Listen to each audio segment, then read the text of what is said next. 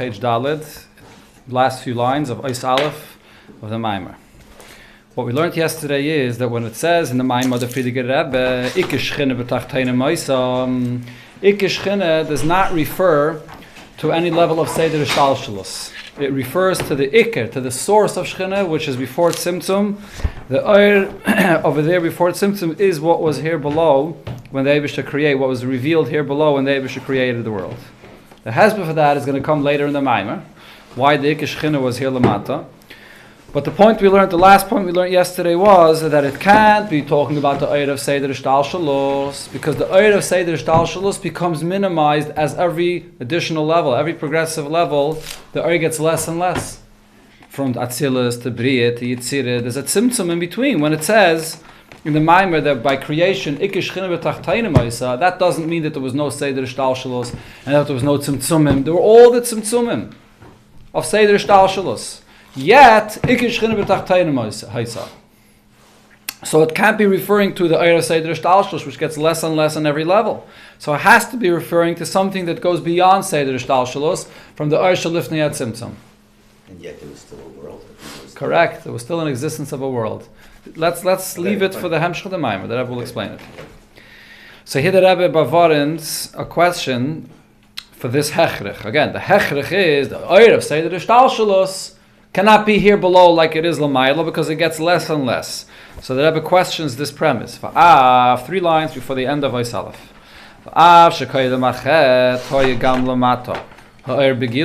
Before the Chet of Eitz Hadas, so the Tzimtzumim did not affect the revelation of Hashem the way it is now. That there's a complete hell of a Hester, then the presence of Hashem in the world was much more than it is now. So maybe this whole idea that the Oir gets less and less, and therefore there's a Tzimtzum and Hashem's presence is not here as much as it was before, is only after Chet Eitz Hadas. But before Chet Eitz Hadas, perhaps even as far as Seder Hishtalshalus is concerned, we can say that the Oir that there is in Atzilus is here below Lamata as well. So what's the raya that we're not talking about that Oir of Atzilus, or maybe Malchus Atzilus, which is what the Taich of Shechina usually is? So the Rebbe answers, no. That's even before Chet Eitz Hadas. There was more revelation of the Oir of Seder Shtalshalus above in higher worlds than here in the lower worlds. We're at the end of Sif Aleph. Maamar Azal, as the Maamar Azal, which the Frierdiker Rebbe brings there in the Maamar, not to Yemino Yubara Shamayim. The Eibishter created Shamayim with his right hand. Not to Smailo Yubara Oretz. And with his left hand, he created the earth here below. So, of course, this is a mashal, and what this means is Shamayim refers to the Ruchnizdike worlds, which are created with Yumin, which shows in strength and a greater revelation. And the worlds here below are created with Eibishter's left hand, which shows on a weaker relationship, on a weaker revelation of the Eibishter. Yeah, so therefore, what do we have? The Oir of Seder Shtalshalus in every level gets less and less. So when we say that at the beginning of the creation, the Eibishter was here below like he was Lamayla, and not only, the truth is actually, not only do we say that the Eibishter was here below like he was Lamayla, we're actually saying that the primary presence of the Eibishter was Dafke below, even more than Lamayla. That's not referring to the fact that before Chet Eitz Hadas, there wasn't the kind of hell and Hester that the world is experiencing today. That's not what it's talking about. It's talking about something much more. The primary presence of Hashem. Ikke Shchine b'tachteinem Moisa. There's this unique and special relationship with Ikke Shchine, that it's Dafke b'tachteinem, and that's what was before Chet Eitz Hadas. So Ella, rather, Hakavana Ella Oir Shalamayla Meilamis. There's an Oir that is completely above all Eilamis, which is called Ikke Shchine, and it's that level of Oir that was here below. So, which means really 2 things are true. Before Chet Eitz Hadas, there was more Gilei Elokus than there is after. And that refers to the Oir of Seder Shtalshalus. There's more of a direct relationship. There's Chayis, there's Mamala Kalaman, that's Mislabish in Eilam is here below. The world only exists because of the Chayis of the Eibishter that's in everything. So before Chet Eitz Hadas, that Chayis of Mamala Kalaman, that's Melubish in Eilam was more, the Gilui was more sensed by the Nivraim. Before there was a hell of a hesta through the Chet Eitz Hadas. It's one point. But that's not the Chiddush, and that's not the point of the Lashon Ikke Shchine. Because mitzad that, the Eibishter could be sensed here below, But Lamaila is even more. You can't say that the Ikar Shechina is Dafka Lamata. When it says in the Maamar, Ikar Shechina Lamata, which is saying that the Eibish's primary presence is here below, that's talking about something else. That's talking about an Oir, which is Dafka Lamata, even more than the Oil Masal Yainim. That refers to an Oir which is completely removed of Seder Shtalshalos and has a unique relationship with the world here below, as the Rebbe will explain later. The Rebbe continues in Ois Beis. The Rebbe goes now to the Hemshech of the Rebbe continues in another Indian in the mind of the Frierdiker Rebbe. Just ask me quickly. This last point you said, but it was present more. Was it Begilui, or was it that was just was here? Begilui. For sure. This idea that the primary presence of Hashem is here below, that's understood from the Medrash, the Tachtainim. What's the meaning of the expression Tachtainim in the Medrash? Koyel Olam Haza Gashmi. It refers to this physical world. Many times, or sometimes, in Kabbalah or Chassidus or in these kinds of expressions in the Medrash, when it says Tachtainim, it doesn't necessarily refer to this physical world. It refers to the lowest of the spiritual worlds. Just like this Olam Hazeh, Ha'asiyah, Hagashmis, there's a Ruchnizig Olam Ha'asiyah, which is the end of all the physical, all the spiritual worlds, that is. So when it says Tachtainim, it would be possible to say Ikar Shechina b'Tachtainim refers to the end, the last of the Ruchnizig worlds. So the Rebbe clarifies, no, it's understood from the Medrash that it means Olam Hazeh Gashmi. As we see what he explains, through the Chet of Eitz Hadas that takes place here below in this physical world. Is Nistalka Shechina Aretz l'Rakia. The Shechina is removed from Aretz to Rakia, from the earth here below to Rakia. So therefore we understand from this, since the Chet was here below, and it drove the Shechina away from Aretz, so we understand that Ikar Shechina b'Tachtainim refers to Olam Hazeh Gashmi. Then, Validei Matan Torah al Har Sinai, the Eibusha gives us Torah al Har Sinai, which is again here in Olam Hazeh Gashmi. So Basi Legani Legnuni, the Eibusha comes back to his garden, which is this world. So it's clear from the whole context that we're talking about Olam Hazeh Gashmi. The main removal of the Eibusha's presence that happens as a result of the Avedes, the Chet Eitz Hadas is the first. And that is what caused the main siluk, that the Eibusha was removed or concealed from this world. That's by Chet Eitz Hadas more than any of the following Chatoim afterwards. Just as you look at the Chet itself, there's the actual Chet that was done, and then there's what was came as a result of the Chet, that it drove the Shechina away from this world. So first, let's take a look at the Chet itself. When it comes to the Chet of Eitz Hadas, Ikar Chatoim hoya Chet Eitz Hadas. The main Chet that happened here was Chet Eitz Hadas, which is much more than the other Chatoim. Why? It's the Chet of Eitz Hadas that makes it possible for any of the Chatoim that came after to happen. Before Chet Eitz Hadas, there was no possibility for sin, really. There was no rebellion or such a thing as sinning against Hashem. And then Chet Eitz Hadas was that very first time such a thing happened.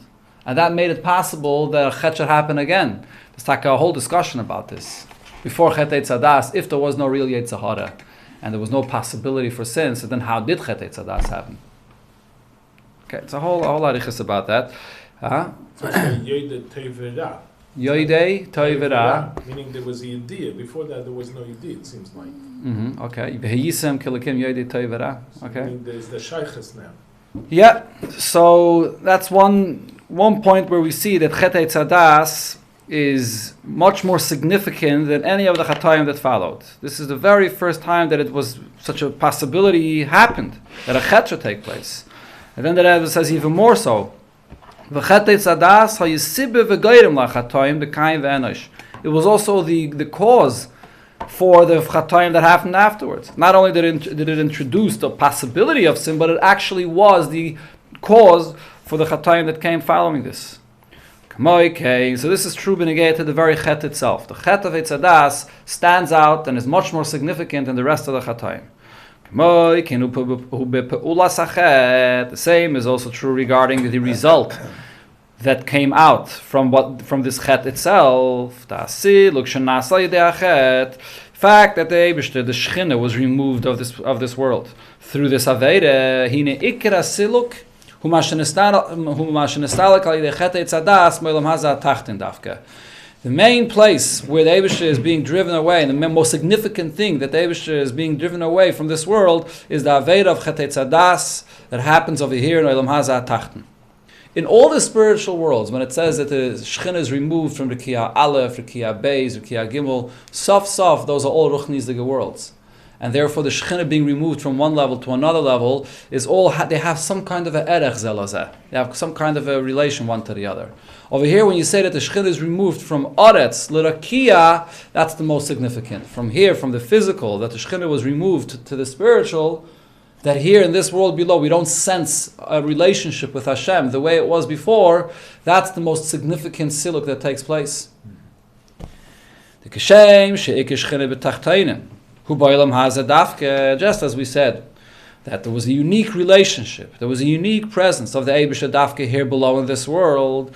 Is hine k'moikein u'basiluk. The same also when we say that the Eibishter was removed through the chet, the ikar asiluk u'mashenestalek ma'oretz Dafke. That special relationship that the Eibishter has Dafke here in this world, and that was removed, that is the most significant thing that happened. That takes place through chetei tzadas, which removes the Shechina from the earth here below to the Rekiah. This is also the reason when he says the chet of Eitzadas, he doesn't put it together, he doesn't combine it with the chatoim of Kain ve'enosh, like he does with the Kain and Enosh over there. He puts them together. He mentions the Chet of Eitzadas separately. Right? He counts Chet Eitzadas separately. Reason is, the Averis that happened in the generation of Kain and Enosh, there the Shechina is being driven from one level of Rekiah to another level of Rekiah. All in spiritual worlds. Which is not the case when it comes to chetei tzadas. The Shechina was driven away from the earth here below. Besides the fact that the Shechina being driven away from the world here below,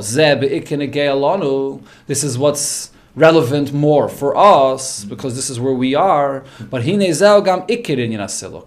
is also the main siluk that takes place, because the Eibishter has a unique relationship with Olam Hazeh Gashmi, as the Rebbe will explain, and the Shechina is being removed from Gashmias to a Ruchnisdige world. That's the main siluk that took place, and everything else that followed was already just one more step in the Shechina being removed. This concept, by the way, I think I've explained this before, but let me just clarify one more time. This concept of the Shechina being driven away, the Shechina being removed from this world, you cannot ever look at this in the most simple sense and the most technical sense, the way it sounds. Like a person came into a room and he acted inappropriately, and someone else that was there before felt very uncomfortable, so therefore he was driven out of the room and he decided to leave. I mean, these are all mashalim. We're talking over here about the Eibishter. Less a sarponim, don't we know that? The Eibishter is everywhere. There's no space that's void of his presence. So what does it mean that the Shechina is driven away?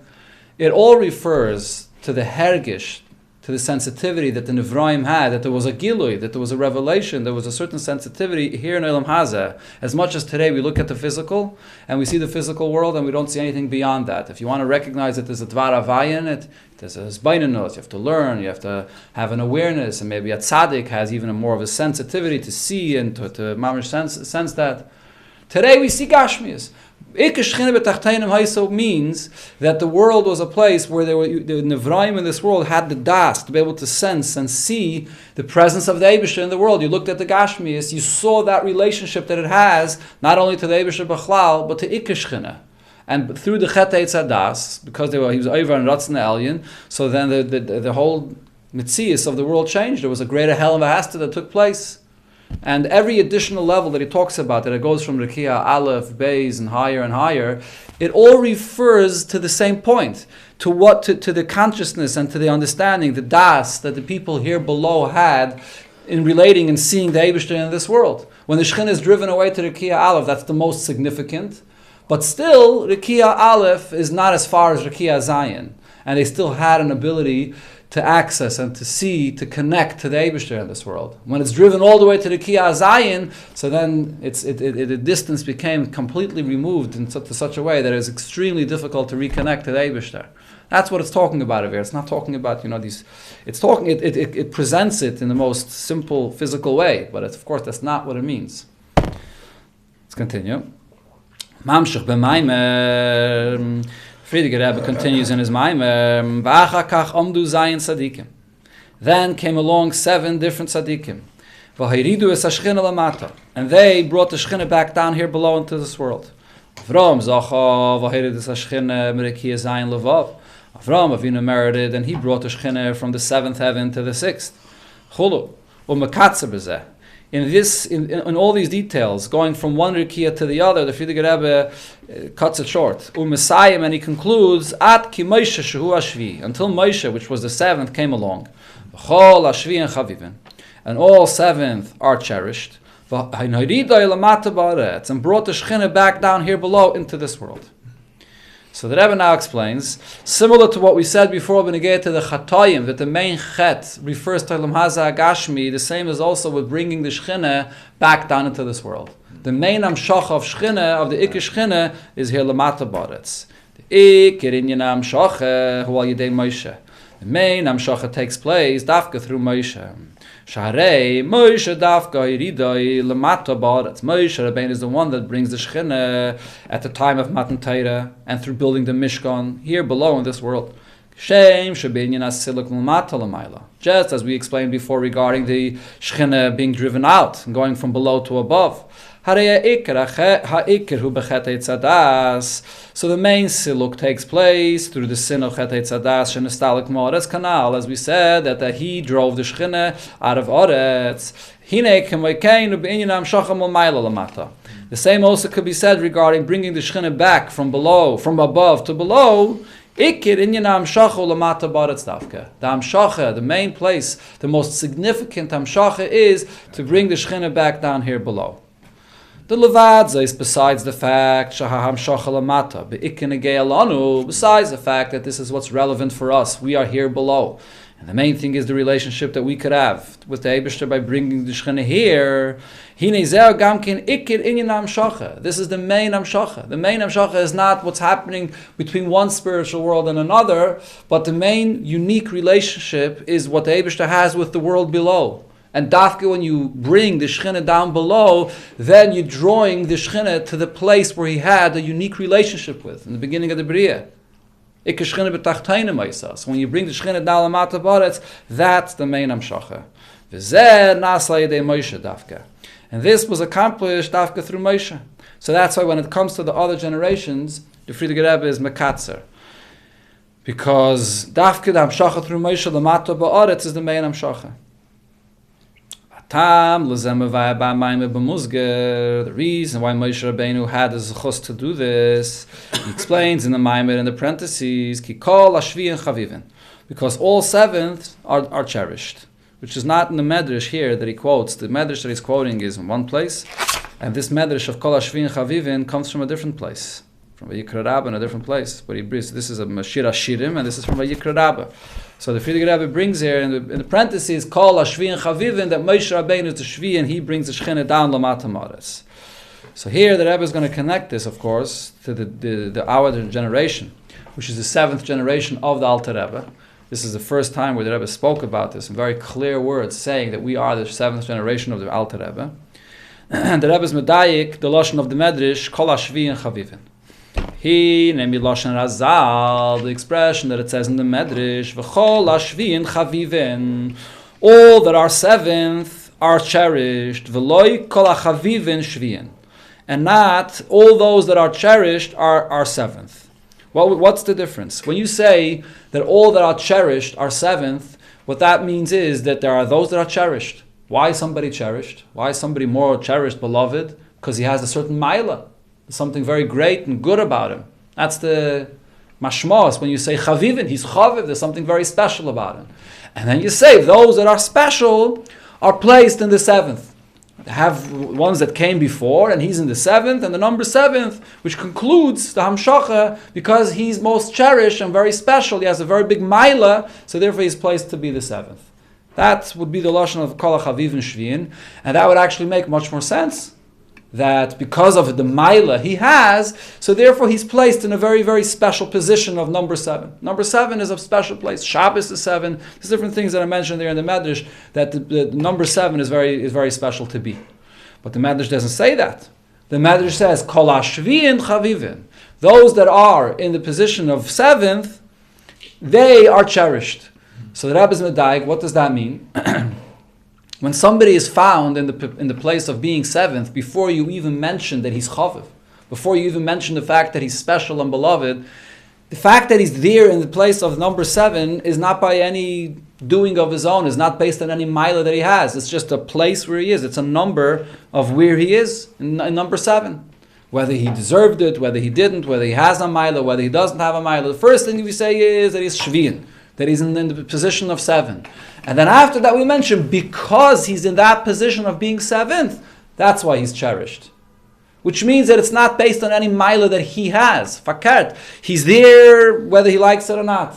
Because of being in that position, that's why he's cherished. It's a Mayra de Gediyuk, and this gives us a completely different understanding in Kol HaShvi and Chavim. But there's Shgacha Pratis. The fact that sure, of course there's a Shgacha Pratis. So the fact that he's 7, absolutely. But look. So it seems like a look, absolutely. You say by Meiser, the number yeah. 10. Number 10 is Meiser, it becomes Kodesh. But did he do anything for it? By Maisa Behema. Yeah, Maisa Behema. Very good. That's a perfect example, and the Rebbe Taka brings that in the letter, Benegate Shvat Tov Chof, and in the Maim that Rebbe mentioned it, Asiri Yiyah Kodesh Mekol Mokem.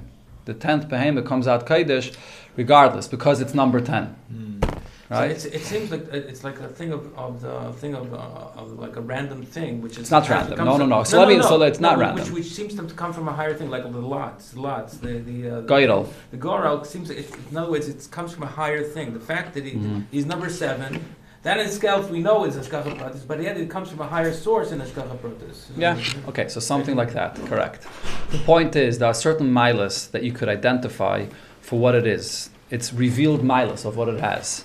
Okay. And that's what the giluyim of the individual. You see the milas that he offers and presents, and that is the cause for him being in the position 7. When you say that something is just there, it is there be'etzem, without any milas that you can see, what does that really mean? That there's something be'etzem about this individual that's there by 7 that's much deeper than being expressed by saying that he's chaviv. Because if you look at him begilui, you don't see anything about him being chaviv. So obviously, you're right, the fact that he's placed there is because he has a tremendous maila. But it's not identified as a maila. It's not identified as chavivus, which makes it sound like it's something that you could appreciate and relate to. Fakert, it's an inyan atzmi. It's something which is extremely deep that can't be expressed by chaviv. Let's just finish this inyan over a few lines. So muchach mizeh, the fact that Chazal say this expression of kol hashvi and chavivin, what's clear from this is she'ikir ha'mayla hu zeh shvi. The superiority of this level is just the fact that he's there. This is where he is. He's in shvi. Umipnei zeh shehu shvi'i. It's because he's there in the 7th. Mitzazel chavivusai. That's why he's cherished. Hainu shechavivusai einoi mitzad yinyan atoloi b'bchirasai tzainoi v'avidasai. The fact that he's cherished and he's special is not as a result of anything that comes from his own choice, his own will, his own aveda. Kiyim b'zeh shehu shvi. It's something which is be'etzem. He is in the number 7. He's there. Shezeh bo mitzad atelda. This comes from birth. This is your very identity. It runs much deeper than that. Well, because there, and although it comes from the person's birth, hine kol hashvi'in chavivin. All those that are at number 7 are cherished. Adarabah. So this brings out an even deeper chavivus.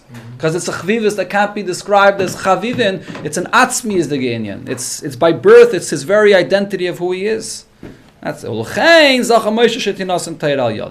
So therefore Moshe Rabbeinu merited that Torah should be given through him because he's not stam cherished. All the others were also cherished. All the other generations, there was also a chavivus. But this chavivus of number 7 is much, much deeper.